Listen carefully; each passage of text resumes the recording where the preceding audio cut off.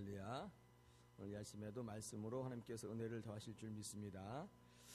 셈의 족보를 이제 오늘부터 다시 한번 보는데, 여러분 셈의 족보는 어디서 한번 더 봤었죠? 네. 셈의 족보가 지금 처음 나오는 게 아니고 한 번 지금 더 나왔는데, 우리 10장, 창세기 10장 21절에서 31절에 보면 거기 이제 셈의 족보가 이미 나와 있습니다. 근데 또 오늘 반복이 되는 것이죠. 근데 이제 족보를 유심히 살펴보면은 똑같은 셈의 족보이긴 하지만은 똑같지는 않습니다. 10장에 반복되는 있는 셈의 족보가 있는데, 그 족보하고 오늘 11장에 나와 있는 족보는 사실은 뭐 같은 족보이긴 하지만 조금 더 이렇게 세분화되어 있는 것이고 다른 족보입니다. 어떻게 다른가? 여러분 10장의 족보는 이 에벨의 두 아들 중에 욕단의 계보를 얘기하고 있어요. 욕단의 계보고, 오늘 11장의 족보는 그 에벨의 아들 중에서 벨렉, 이 벨렉의 족보가 또다시 나오고 있습니다. 그러니까 10장에는 지금 에벨의 아들 중에 욕단의 계보가 나와 있고, 그 다음에 11장의 오늘에는 그 벨렉의 족보가 이렇게 나와 있는 것입니다. 둘 다 셈의 후손이고 그 셈의 증손자 에벨의 아들들인데, 이 두 아들의 계보가 다른 관점으로 하나는 10장에 하나는 11장에 이렇게 적혀져 있는 것입니다. 여러분 족보를 쓸 때의 관점이 두 가지가 있어요. 그 첫째가 뭐냐면 지역입니다. 지역. 그 다음에 두 번째 관점은 혈연. 그러니까 족보를 적을 때에 여러분 그 집에 혹시 족보가 있으시면 보십시오. 그 족보에 두 가지가 들어가 있는데, 이제 하나는 누구누구의 자손이다, 혈연이 나와 있고, 그 다음에 그 자손이 어디에 살고 있다, 그 지역이 나와 있습니다. 혈연과 이 지역은 족보를 이루는 두 가지의 큰 요소인데, 여러분 오늘 10장과 11장에 이것이 이제 나눠져 있습니다. 10장의 욕단의 계보를 보게 되면 이건 혈연이나 족속을 이루는 그런 그 관점이라기보다는 어느 지역인가, 이 지역에 초점이 맞춰져 있어요. 독특한 것이죠. 그러니까 어느 지역의 분포에 살고 있는가, 이것을 이제 관점으로 해서 욕단의 계보는 이렇게 적혀져 있습니다. 욕단의 계보의 이 저자의 관점은 뭐냐면 이 지역입니다. 어느 지역의 분포에 사는 족속인가. 여러분 이 욕단의 계보를 소개하면서 왜 이렇게 지역에 관심을 갖는가? 여러분 이 관점이 이 땅이라는 거예요. 땅.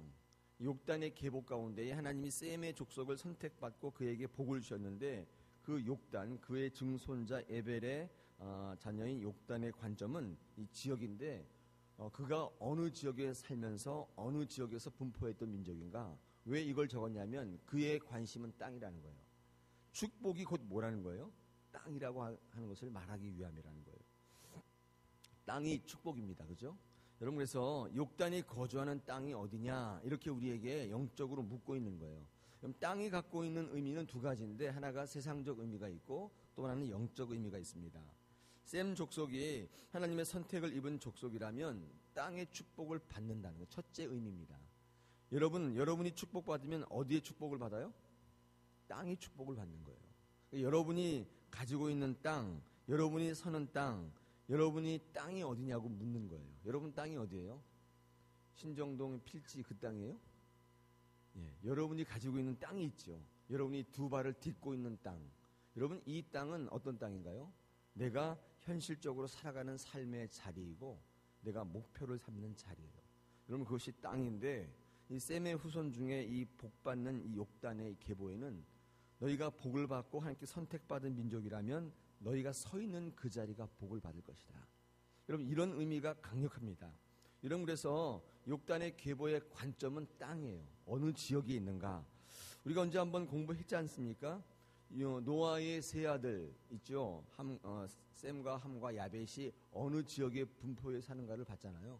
이 가나안 땅을 중심으로 해서 이 야벳의 족속은 유럽 지역에, 그죠? 그 다음에 이 함의 족속은 애굽 북쪽과 이 아라비아 반도 주변에, 그 다음에 이 셈의 족속은 이 가나안 땅을 근거한 이 팔레스타인 지역, 이 레반트 지역이라고 하거든요. 이 지역에 그들이 이렇게 몰려 살고 있다는 것을 제가 말씀드리면서, 하나님의 약속과 하나님의 언약은 어느 땅을 집중적으로 이렇게 둘러싸고 있다고요? 가나안 땅. 여러분 그 노아의 아들들의 그 땅의 열거를 쭉 보면 하나님께서 어떤 땅을 주셨는지를 알 수 있잖아요. 가장 현실적으로 축복의 땅을 준 건 어디예요? 누구예요? 야벳이라죠. 야벳. 유럽과 그 소아시아 지역에 지금 보면 가장 많이 부자인 동네이고 세계를 이끄는 유럽의 동네에 이 야벳을 위치시키면서 그들에게 현실적인 땅의 축복을 주셨다는 거예요. 여러분, 그러나 셈의 땅은 어떤 땅이에요? 그런 땅은 아닐지 모르지만 영적으로 우리가 돌아가야 될 본향의 땅, 많은 민족들이, 많은 족속들이 결과적으로는 거기로 가야 할 수밖에 없는 현실적인 부유한 땅도 되지만은 영적으로 우리가 돌아가야 될 본향이고 하나님의 약속과 하나님의 언약이 있는 땅, 그 땅을 우리에게 주시겠다는 하나님의 약속이 있다는 거예요. 오늘 이 에벨의 두 아들 욕단과 그 벨렉의 이 두 아들의 계보를 따로따로 적어놓은 것은 민족적, 특별히 이 선택받은 민족, 약속받은 민족이 어떤 축복을 받고 있는 것인지를 우리에게 다시 한번 말씀하고 있다는 거예요.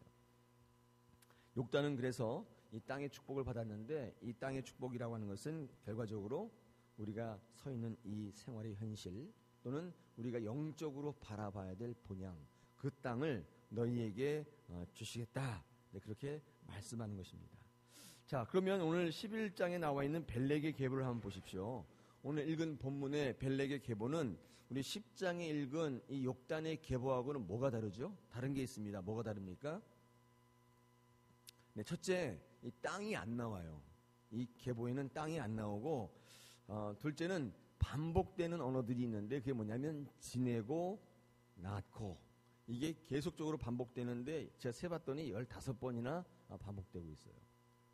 여러분, 이 지내며 낳았다, 지내며 낳았다, 이거는 결과적으로 누구를 드러내기 위함이라고요? 아브라함을 이제 말씀하기 위한 거예요.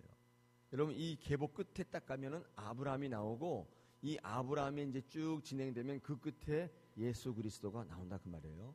여러분, 그래서 셈의 족보 가운데, 특별히 이 벨렉의 이 족보 가운데에는 하나님의 언약과 약속이 나오는데, 특별히 하나님의 언약과 약속을 성취하기 위해서 주로 반복되어 썼던 언어가 지내고 낳았다, 지내고 낳았다가 계속 반복되고 있어요. 한번 좀 세부적으로 보면 이렇게 됩니다. 셈은 몇 살을 살았다고요? 셈은 100세에 아르박삿을 낳고 또 이후에 500년을 더 살았다. 그러면 100세를 지내고 100세 낳고 또 500세를 더 지낸 거죠. 그죠? 그럼 600세 이렇게 되는 거잖아요. 그 다음에 아르박삿은 35세에 셀라를 낳고 몇 세를 더 지내요? 403세. 그러면 몇 세를 산 거예요? 머리가 좀, 오늘 아침에 머리가 좀 쥐가 나시려고 그러죠. 새벽에. 아니, 머리도 안 깼는데 438세. 그죠? 35세에 셀라를 낳고 403세를 살았으니까. 그렇죠? 아까 셈은 600세 살았는데 아르박삿은 438세 산 거죠. 셀라는 30세 때 에벨을 낳고 430년을 살았으니까 403년 똑같이 살았네요. 그러니까 몇 살이요? 433세. 그렇죠. 아르박삿은 438세인데 이 셀라는 433세, 5년 줄었네요. 그죠? 에벨은 34세 때 벨렉을 낳았고 430년을 더 살았으니까 464세, 조금 더 살았습니다. 근데 벨렉은 보니까 30세 루를 낳고 209세를 더 살아서 239세 살았고, 루는 32세 때 낳고 207세를 더 살았기 때문에 239세 살고, 수룩은 30살 때 나홀을 낳고 200세를 더 살았으니까 230세, 나홀은 29세 때 데라를 낳고 그 다음에 119세를 살았으니까 148세. 이게 뭐예요? 읽다 보니까 뭘 얘기하고 있어요? 인간의 수명이 자꾸 줄어들고 있다는 거예요. 좀 신기하게도. 제가 이 말씀을 읽으면서 생각났던 말씀이 뭐냐면 창세기 6장 3절입니다.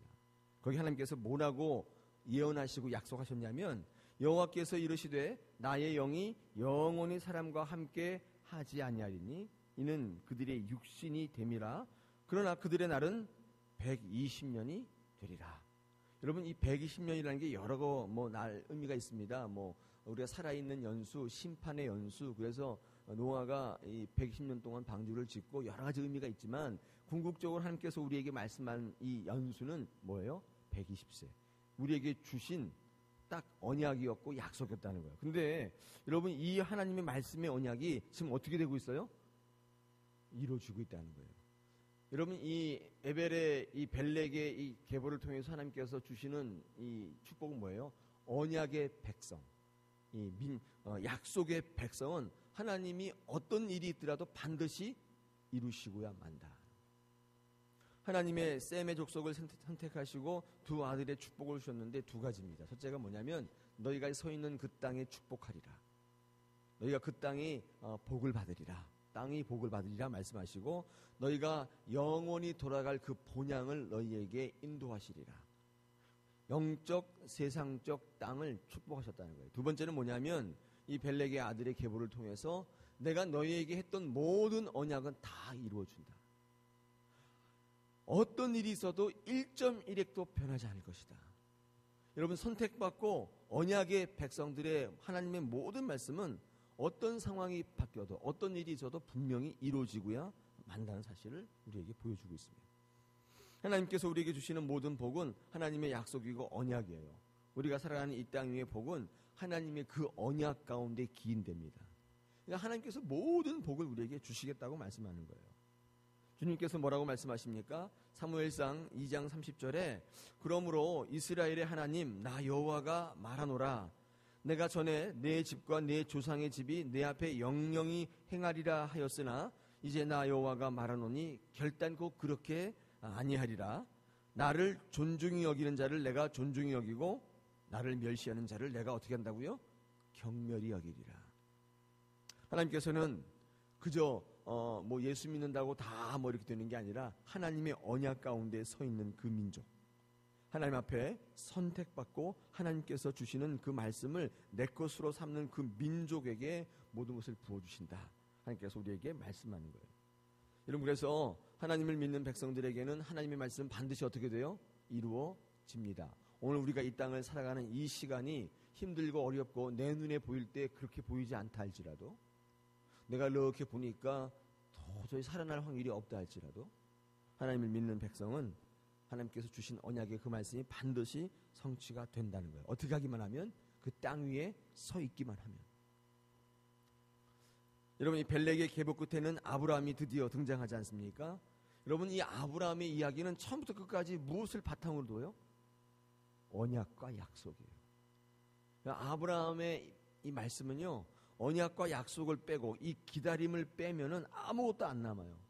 끝까지 기다리는 아브라함의 모습, 그 땅에 서 있는 아브라함의 모습을 통해 하나님은 그를 축복하시고 그를 영원한 이 땅의 민족으로 세우신다 그 말이에요.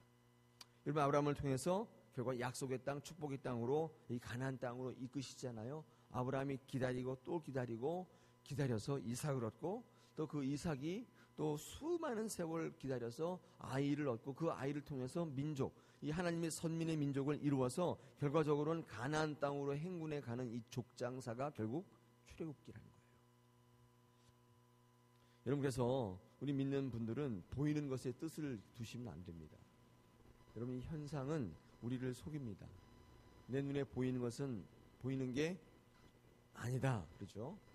그는 보이지 않는 것이고 뭐라고요? 보이지 않는 것이니 보이는 것은 잠깐이지만 보이지 않는 것은 영원하다. 어디 있어요? 예, 고린도후서 4장 16절에 있습니다. 그래서 우리의 속은 날로 새로워지 우리 겉은 자꾸 후패하지만 우리 속은 날로 새롭도다. 그렇게 말씀하면서 이렇게 보이지 않게 하신 것은 영원한 중요한 것들을 우리에게 이루시게 하기 위함이다. 이런 그 말은 뭐예요? 눈에 보이는 것에 집착하지 말아요. 믿는 분들은요 눈에 보이는 것에 모든 걸 걸지 않습니다. 눈에 보이지 않는 것들이 있고 하나님께서는 눈에 보이지 않는 것을 통해 이 땅을 움직이고 만들어 갔습니다. 그렇잖아요. 여러분 이 땅을 딱 붙들고 있는 보이지 않는 힘은 어떤 거예요? 예? 만류의 인력이 아니에요. 이게 딱 매달아 놓고 있잖아요. 이 우주 가운데. 하나님께서 이 보존하시는 이 힘이 없다면 우주 가운데 떨어지겠죠. 하나님께서는 이 땅을 꽉 붙잡고 있는 많은 힘들이 보이는 돈이 아니고 보이는 어떤 특정한 것이 아니고 보이지 않는 하나님의 뜻이 있고 하나님의 권력이 있고 하나님의 권위가 있다는 사실 계속 우리에게 말씀해요. 근데 이상하게 아이러니하게도 인간은 자꾸 보여달래요. 보이지 않으니까 안 믿겠다는 거예요. 여러분 꼭 보이지 않는다고 없는 것은 아니라고 말씀드렸죠. 그렇죠? 여러분 눈과 여러분의 귀가 얼마나 제한적이에요. 눈이 볼 수 있는 이 범위는 굉장히 제한적이고 여러분 귀가 들을 수 있는 가청 범위도 굉장히 제한적이에요. 아주 적거나 아주 크면 듣지를 못해요. 근데 우매한 인간들은 들리지 않는다고 없다는 거예요. 내 눈에 보이지 않는다고 없다는 거예요. 그게 얼마나 그렇죠? 그렇지 않아요? 여러분 전도할 때 너 하나님 봤어? 하나님 보지도 않고 나한테 믿으라고 그래. 그런 사람과 대화를 하지 마십시오. 수준이 저급한 거예요. 눈에 보이는 것만 믿겠다는 건데 얼마나 그래요. 인간 중에서도 상인간이죠. 너 하나님 목소리 들어봤어? 근데 듣지도 않아놓고는 뭐 있다고 그래? 그거 굉장히 1차원적인 분이시죠. 그런 분들은. 여러분 꼭 얘기하지만은 하나님께서 우리에게 오늘 이 계보를 통해 눈에 보이는 것에 내 귀에 들리는 것에 연연해 하지 말라는 거예요. 하나님의 약속과 하나님의 또 축복이 있는 그 땅, 또 그 언약이 있는 그 민족은 반드시 하나님께서 이루어 주신다는 거예요. 뭐에 관계없이. 내 눈에 보이는 거에 관계없이. 할렐루야. 여러분 그래서 하나님을 믿는 백성들은 느긋해요. 제가 이런 말씀 드린 적 있습니다. 조급함은 죄예요. 하나님 앞에서 조급한 것은 죄라고요. 한번 가만히 생각해 보면 하나님이 믿는 백성이 왜 조급해요? 하나님을 믿지 않기 때문이에요. 내가 하려고 하기 때문에 조급한 거예요. 하나님의 은혜를 믿는 사람들은 그래서 느긋해요. 우리 교회에서 신앙생활하는 분들 보면 두 가지 부류가 있습니다. 왕같이 사는 분이 있고 노예같이 사는 분이 있어요. 여러분 왕이 어떤 사람이에요? 왕은 절대 급하지 않습니다. 느긋하잖아요. 걸음걸이도 완전 뭐 한 걸음 걷는데 세워라 내워라 그러잖아요. 근데 노예들은 총총총총 걸어요. 총총총총 바쁘니까. 그렇죠? 여러분 그 노예 중에 특징이 쉴 줄 모른다는 게 있어요. 쉴 줄 모르는 게 노예예요. 이게 뭐 일만 하시는 분이 근면하고 성실한 것처럼 우리는 볼 수 있지만 사실 영적으로 이렇게 파헤쳐 보면 그는 뭐예요? 영적인 노예라고요. 쉴 줄 몰라요. 내가 안 하면 안 되는 것처럼 생각이 되기 때문에 늘. 여러분 그래서 하나님을 아는 사람, 은혜를 아는 사람만이 안식할 수 있어요. 안식은 하나님께서 왜 주셨냐? 뭐 일하고 쉬어라 그런 뜻도 있지만은 하나님을 온전히 자기 인생의 목적으로 삼으라는 거예요. 하나님이 목적이 안 되면 쉴 수가 없어요. 불안하거든요. 여러분 그래서 이 은혜는 하나님을 아는 사람만이 누리는 거예요. 여러분 하나님을 아는 사람은 은혜를 아는 사람이고 여러분 그 은혜를 아는 사람의 삶은 굉장히 여유롭습니다. 여러분 그래서 안식은 합력해서 선을 이름을 믿는 사람들이 사는 방식이에요. 아무나 이렇게 하는 게 아닙니다. 여러분 생각해 보십시오. 여러분이 누리는 것들 다 제가 어디서부터 왔다고요? 여러분이 노력해서 된 게 아니에요. 그죠? 제가 말씀드렸잖아요. 여러분이 지금 누리고 있는 것들은 전부 다 거의 대부분 귀중한 것들은 다 저절로 된 것들이에요. 여러분 이 사실을 믿는다면 맡길 수 있지 않아요? 하나님 앞에 다 이렇게 의뢰할 수 있지 않아요? 여러분이 해야만 되겠다고 내가 관리해야만 되겠다고 이건 내 거라고 이렇게 할 필요가 없어요. 여러분이 가지고 있는 모든 것들은 다 은혜로부터 온 것이고 하나님의 약속과 하나님이 주신 축복의 땅에 기인한 거예요. 하나님의 땅에 서 계시기만 하면 하나님 앞에 붙들리기만 하면 하나님의 백성이 되기만 하면 그 모든 것들이 다 여러분의 것이라는 거예요. 여러분 이 사실을 믿지 않는 사람들은 절대로 은혜를 누릴 수가 없어요. 내가 해야 돼요. 얼마나 조급한 삶을 사는지 몰라요. 여러분 그래서 우리 이 시간 이제 예배를 끝나고 또 세상 가운데 나가 살아가야 될 텐데 우리에게 요구되는 게 뭐예요? 열심히 살아야지. 물론 그것도 중요합니다. 또 열심히 훈련해서 실력을 닦아야지. 그것도 중요해요. 더 중요한 게 있어요. 그게 뭐예요? 하나님의 언약의 백성으로 그 땅에 서 계시는 거예요. 이거 더 중요한 거예요. 하나님의 민족으로 복받는 이 정체성이 없이는 아무리 내가 길길이 뛰어봐야 안 된다는 거예요. 하나님께서는 오늘도 여러분을 약속의 백성, 언약의 백성 삼으시고 축복하시길 원해요. 근데 여러분 자꾸 하나님이 주신 땅에서 벗어나려고 하고 내가 세운 땅에 자꾸만 있기를 원해요. 여러분 그렇게 하지 않게 되기를 바랍니다. 하나님의 약속의 자녀가 되시고 그 언약을 붙잡으시고 하나님의 그 은혜 가운데 오늘도 하루 살아가시기를 축원합니다. 하나님께서 하나님께서 어떤 걸 책임져 주세요? 여러분이 어떤 일을 해서 이루는 것이 아니라 하나님의 은혜 가운데 모든 것을 만들어 주시고 그렇게 살아가게 하실 줄로 믿습니다. 오늘 이 새벽에 이제 끝나면 기도하실 텐데 가슴 시리도록 한번 하나님을 부르고 가십시오. 하나님 아버지를 부르시고 세상으로 나갔으면 좋겠습니다.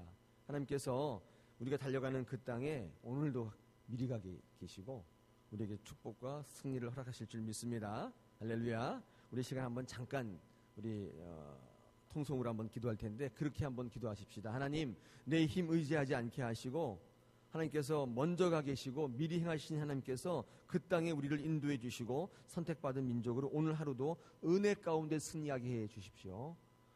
두 계보를 살펴봤는데 하나님 그 모든 축복의 말씀이 내 말씀이 되게 해 주십시오.